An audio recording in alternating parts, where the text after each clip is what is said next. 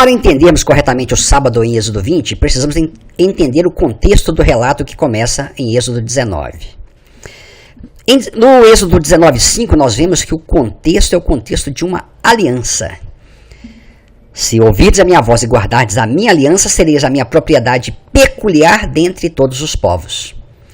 Estas são as palavras que seriam faladas aos filhos de Israel. Então, dentre todos os povos, Deus estava fazendo uma aliança com os filhos de Israel, que logo iriam dizer que tudo que o Senhor tem falado, fariam.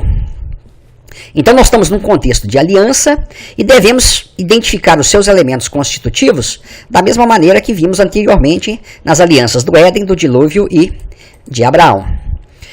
Vamos ao mandamento do sábado agora, de Êxodo 20, dentro do contexto da aliança. Deus fala as palavras se apresentando como o Senhor teu Deus. Deus de quem? Dos filhos de Israel. Que te tirei da terra do Egito, da casa da servidão. Então ele não está falando em Êxodo 20, especialmente o mandamento do sábado, ele não está falando genericamente para todo mundo, para todos os povos, em todos os tempos e em todas as regiões. Mas ele está falando para um povo específico, dentro de uma aliança específica, um povo que ele tinha acabado de tirar da terra do Egito, da casa da servidão. O mandamento do sábado em Êxodo 20 está nos versículos 8 a 11.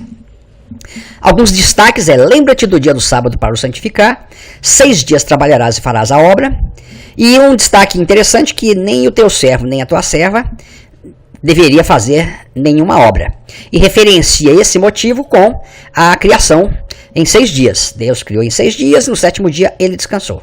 Vamos agora analisar detalhadamente esse versículo de Êxodo 20. Primeira pergunta, o mandamento do sábado, que está em Êxodo 28 a 11, é para todos os povos, em todos os tempos? Ou é para um povo específico, num momento específico e num tempo específico? Se fosse para todos os povos, como é então que Israel seria uma propriedade peculiar dentre todos os povos? Se todos fossem iguais, como é que ele seria uma propriedade peculiar? Para que ele fosse peculiar, teria que ser diferente. Único. E segundo a tradição da Bíblia hebraica, Deus tirou quantos povos da terra do Egito? Pelas informações que temos, somente o povo de Israel. Por que o mandamento começa com o termo lembra-te? Esse lembra-te significa que no futuro distante, milhares de anos depois, eles esqueceriam de guardar o sábado? Isso teria algum sentido para aquele povo que estava ali ouvindo? Ou isso está se referindo a poucos capítulos atrás, a poucos momentos atrás, em Êxodo 16, que eles já tinham recebido esse mandamento do sábado em condições um pouco diferentes e tinham desobedecido. Então esse lembra-te está referenciando a um acontecimento passado, de Êxodo 16, onde o povo de Israel havia recebido o mandamento e desobedecido. Então, é imaginação tentar projetar isso para milhares de anos depois, que as pessoas esqueceriam esse mandamento, porque não teria o menor sentido para o povo naquele momento. E uma pergunta que é a seguinte: podemos ter escravos desde que eles guardem o sábado? É moralmente aceitável hoje em dia ter escravo e escrava?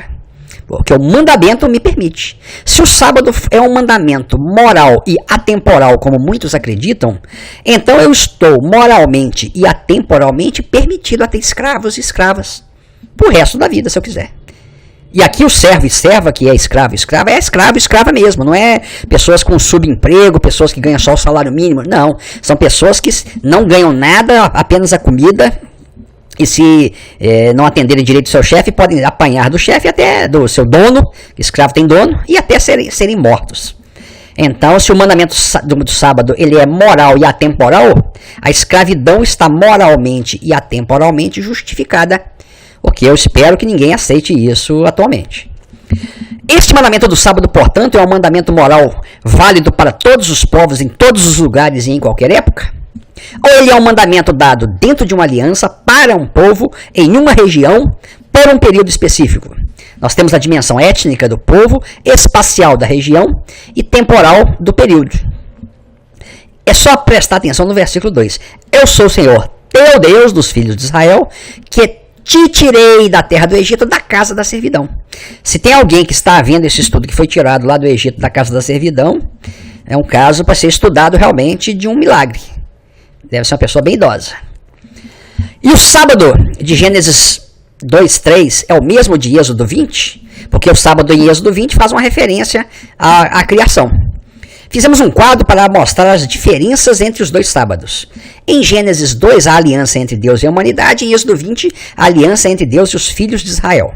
Em Gênesis 2 não foi dado o mandamento do sábado. Em Êxodo 20 foi dado como mandamento. Em Gênesis 2, Deus criou e descansou uma vez apenas. É um evento único. E em Êxodo 20, o povo de Israel trabalha e descansa continuamente. É um ciclo semanal. Então, o fato de Êxodo 20 referenciar ao sábado de Gênesis 2 não quer dizer que sejam a mesma coisa. E, finalmente, o quadro resumo do pacto. O pacto é o pacto do Sinai, que foi feito no deserto do Sinai entre Deus e os filhos de Israel. Ele abarca 613 mandamentos da Torá, que nós veremos posteriormente. A promessa é que o povo, os filhos de Israel, seriam propriedade particular de Deus, seriam um reino sacerdotal e povo santo. E a punição seriam diversas maldições contidas em Deuteronômio 28 e em outros lugares que nós também analisaremos, continuando o nosso estudo a respeito do sábado.